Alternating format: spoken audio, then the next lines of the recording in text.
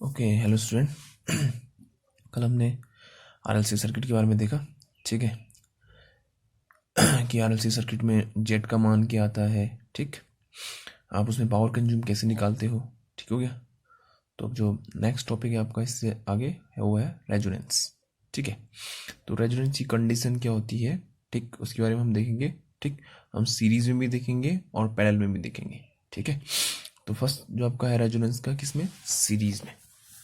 जो आपका रेजोनेंस है वो हम देखते हैं सीरीज में, ठीक, सीरीज में, ठीक। सीरीज कनेक्शन, चलो सीरीज कनेक्शन, ठीक। तो आपके पास क्या है, एक रेजिस्टेंस है, एक इंडक्टर है और एक कैपेसिटर है, ठीक। तो हमने रेजोनेंस की कंडीशन इसमें देखनी है। तो रेजोनेंस की कंडीशन कहाँ पर आती है, जब आपका सर्किट, जो आपका सर्किट है, एलसीआर सर्किट कहेंगे या फिर आरएलसी सर्किट कहेंगे, ठीक है। ये आर है, ये आपका एल है, ये सी है। तो इस सर्किट का नाम क्या होता है, कहीं पर इसको एलसीआर भी कह सकते हैं, एलसीआर सर्किट, या फिर आरएलसी सर्किट, ठीक है। जो आपको सही लगे वो नाम लिखा होगा या फिर आप जो कहना चाहो, ठीक है। तो इसमें देखो, इस कंडीशन पे जो इसका प्रतिरोध होता है ये तो आर से दिखाते हैं, ठीक। और जो इसका प्रतिरोध होता है किसका, इंडक्टर का, वो किसे दिखाते हैं, एक्स एल से, ठीक है। जो इसका प्रतिरोध होता है वो किसे दिखाते हैं, एक्स सी से, ठीक। तो सीरीज कनेक्शन में या फिर आरएलसी सर्किट में वो कंडीशन जहां पर एक्सएल बराबर क्या आ जाए, एक्सी आ जाए, ठीक। क्या आ जाए, एक्सएल बराबर एक्सी आ जाए, तो वाली कंडीशन क्या कहलाती है, रेजोनेंस की कंडीशन कहलाती है, ठीक है। तो अब इस केस के लिए हम अपना जेड निकालते हैं, ठीक है। जब आपका रेजोनेंस होगा उस समय आपकी जेड की वैल्यू क्या आएगी, ठीक है। चलो फिर देखते हैं, ठीक। देखो, जो आपका जेड था, ठीक है, कल जो हमने जेड निकाला था वो आया था Z is equal to under root R square plus XL minus XC का होल स्क्वायर, ठीक है। ये कल हमने निकाल रखा है, ठीक। अब ध्यान से देखना, ये दोनों इक्वल हो चुके हैं, ठीक है। तो इक्वल हो चुके हैं तो इनका मान क्या आएगा यहाँ पर, जीरो, ठीक है। अगर मैं एक्सएल को एक्सी के बराबर रख दूं तो क्या हो जाएगा, ये जीरो, ठीक है। तो यहाँ पर हो गया ये जीरो, ठीक है। एक दूसरे को काट देंगे ना, दोनों सेम हो गए हैं, तो एक दो काट दिया तो जीरो का वर्ग जीरो ही होता है। तो ये आ गया आपका अंडर रूट आर स्क्वायर, ठीक है। अब इस आर स्क्वायर से ये वर्गमूल हट जाएगा, ठीक है। आर स्क्वायर से ये वर्गमूल हट जाएगा तो अब बाहर क्या आएगा, आर, ठीक है। तो आपको जो रेजोनेंस की कंडीशन होती है वहां पे जेड बराबर क्या आता है, आपका आर आता है, ठीक है। अब एक इंपॉर्टेंट पॉइंट इसमें एक और होता है, ठीक है। जेड बराबर कितना होगा, आर। अगर आपका रेजोनेंस क्या है, अगर आपको एक सर्किट दे दिया और बोला कि ये इसमें ये रेजोनेंस की कंडीशन पे है, तो आप यहाँ पे मुझे जेड का मान निकाल के बताओ।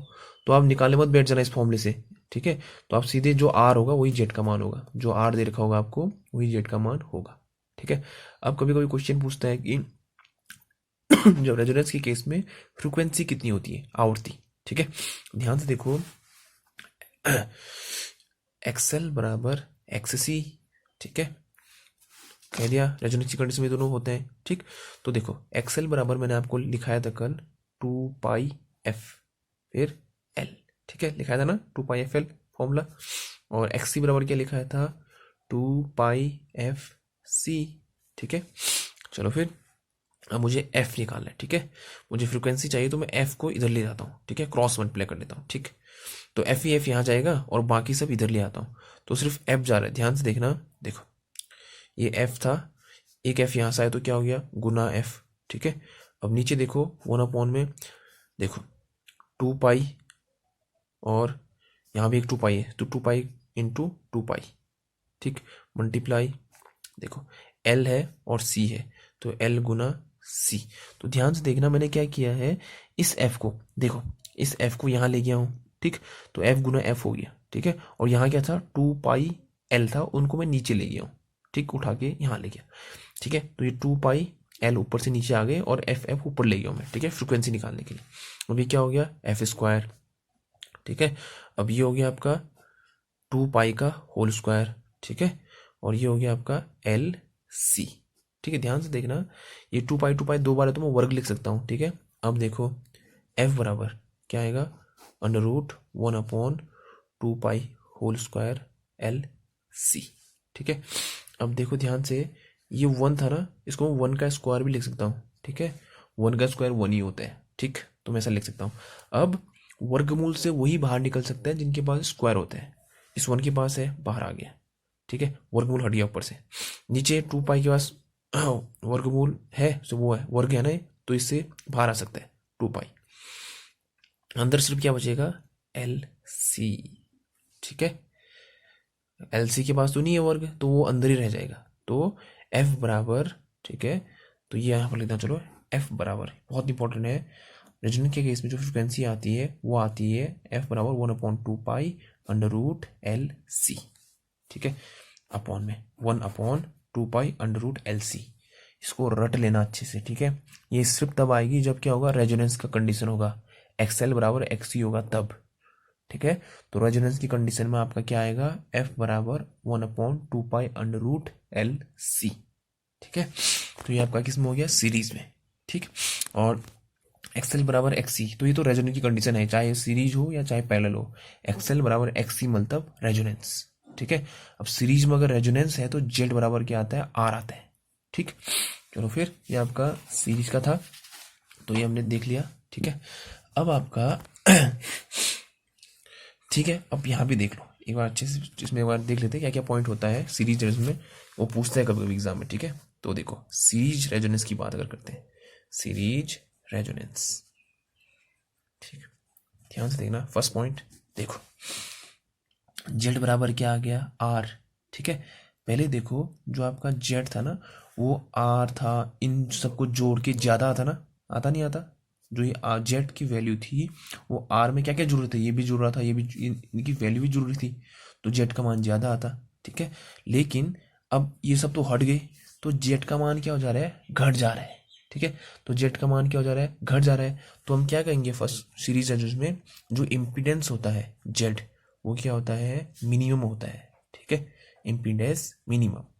ठीक, क्योंकि जेड बराबर आर ही रह गया ना, बाकी तो सब हट गए, तो इम्पीडेंस कम हो गया ना। देखो इसका प्रतिरोध हट गया, इसका प्रतिरोध हट गया, सिर्फ ये बच गया, तो क्या कम हो गया, इम्पीडेंस मिनिमम हो गया। ठीक है, अब विरोध कम हो गया तो क्या ज्यादा होगा, देखो कोई सर्किट में अगर विरोध कम, जैसे हम रेजिस्टेंस कहते हैं या इम्पीडेंस कहते हैं, इम्पीडेंस क्या है, करंट के लिए एक विरोध, वो कम हो गया है, तो क्या ज्यादा होगा, करंट ज्यादा होगा। ठीक है, क्योंकि विरोध कम हो चुका है, इम्पीडेंस मतलब एक प्रकार का विरोध। ठीक है, तो अब हम करंट क्या लिखेंगे, मैक्सिमम। ठीक है, तो करंट बराबर क्या होता है, मैक्स, करंट आपका मैक्सिमम हो गया। ठीक हो गया। ठीक, तो सीरीज के ये आपके पॉइंट हो गए। ठीक है, और यहाँ पर जो पावर फैक्टर होता है ना, जिसे हम कहते हैं शक्ति गुणक कॉस फाई, ठीक है, वो कितना आता है, 1 आता है।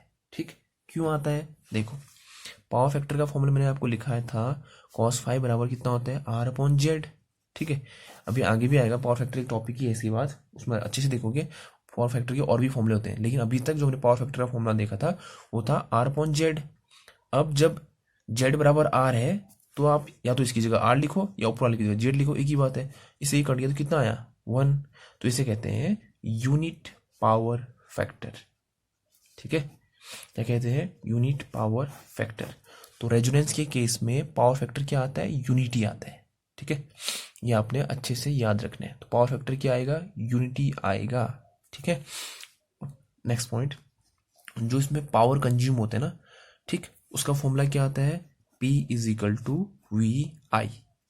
ठीक है, अब कॉस फाई क्यों नहीं आते, देखो अगर मैं कॉस फाई लिख भी दूं तो कॉस फाई कितना हो गया है, 1 हो गया ना, तो 1 को अब इंटू करोगे तो वी आई तो बचेगा खाली। ठीक है, तो पावर फैक्टर का फॉर्मूला क्या होता है इसमें, वी आई, कब, रेजोनेंस के केस में। इसको अच्छे से याद रखना है।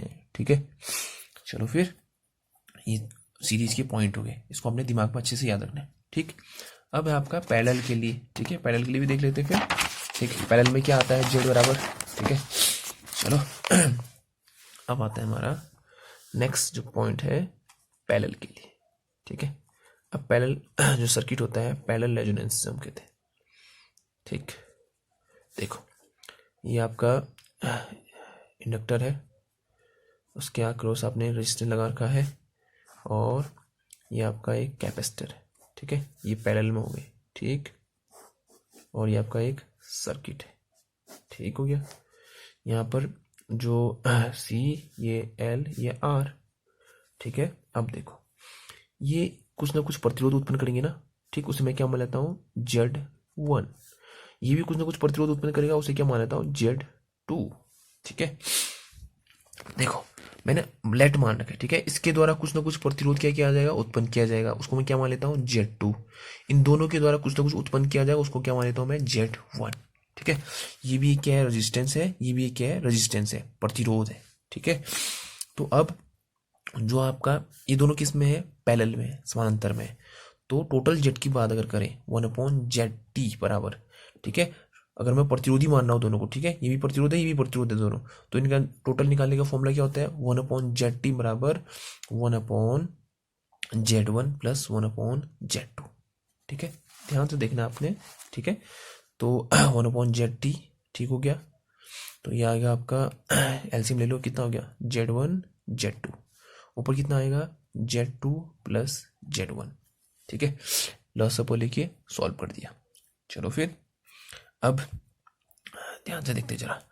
ठीक है, अब Z1 की वैल्यू देखो। ठीक है, ध्यान से Z1 की वैल्यू क्या होगी, देखो जब मैंने आपको LR सर्किट बताया था ना, LR सर्किट जब मैंने पढ़ाया था आपको, तो उसमें टोटल इम्पीडेंस, ये जो Z1 है, ये क्या है, इसका प्रतिरोध है टोटल। तो कैसे निकालते हैं इसका टोटल प्रतिरोध, वो मैंने आपको बता रखा है। Z1 बराबर अंडर रूट, ठीक है, R² प्लस XL का स्क्वायर। ठीक है, ये जो Z1 है ये क्या है, इन दोनों का प्रतिरोध है, टोटल प्रतिरोध।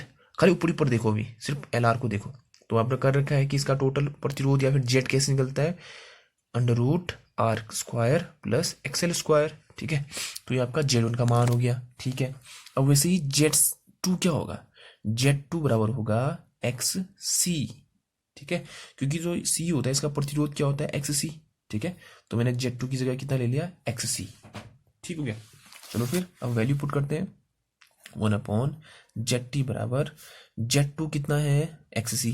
चलो, और प्लस ये कितना है आपका R2 का स्क्वायर प्लस XL का स्क्वायर। ठीक है, ठीक हो गया। और अपॉन में क्या आएगा, Z1 कितना है, अंडर रूट R2 का स्क्वायर प्लस XL का square plus sorry into Z2 कितना है, XC। चलो फिर वैल्यू रख दी। ये भी चलो फिर सॉल्व करते हैं, R², ठीक हो गया।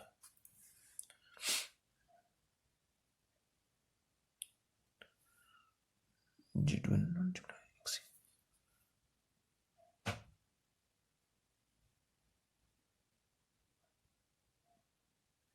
चलो ठीक है।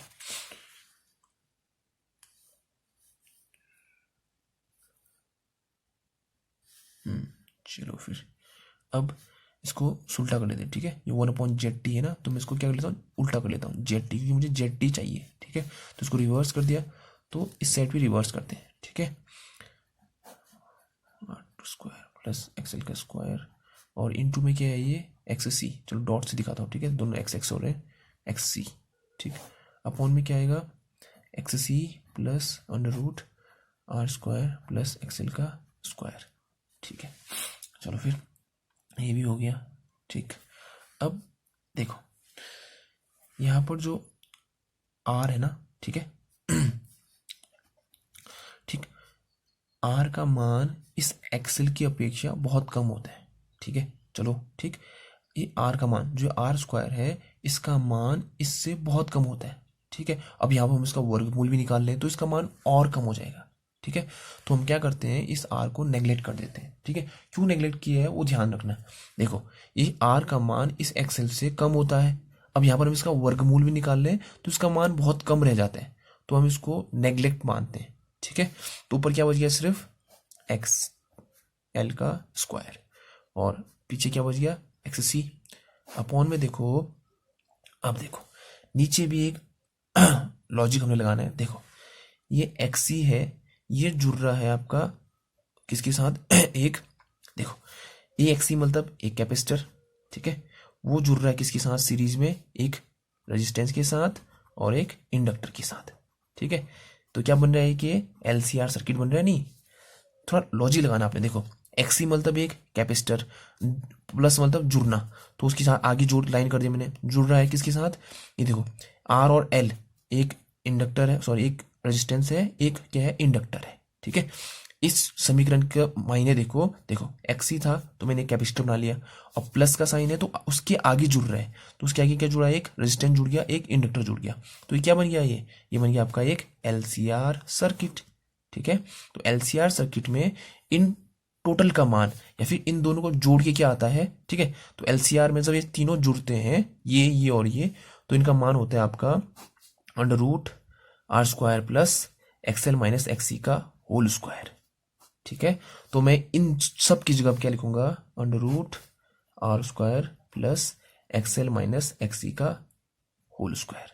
ठीक है, कैसा आया ये, देखो ये XC था, ठीक, XC बना दिया मैंने, एक कैपेसिटर बना दिया, ठीक, और प्लस ये जुड़ने वाला है, प्लस का मतलब उसी के आगे जुड़ने वाले, तो आगे मैंने एक रजिस्टर बना दिया, एक इंडक्टर बना दिया।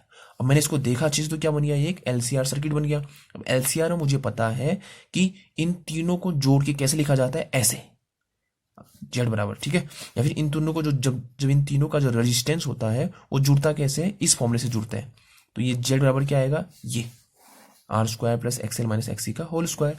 तो मैंने इसकी जगह और इसकी जगह इन दोनों को जोड़ के क्या लिख दिया, ये लिख दिया। ठीक है, आपने कंफ्यूज नहीं होना है, इसकी और इसकी जगह ये आ रखा है।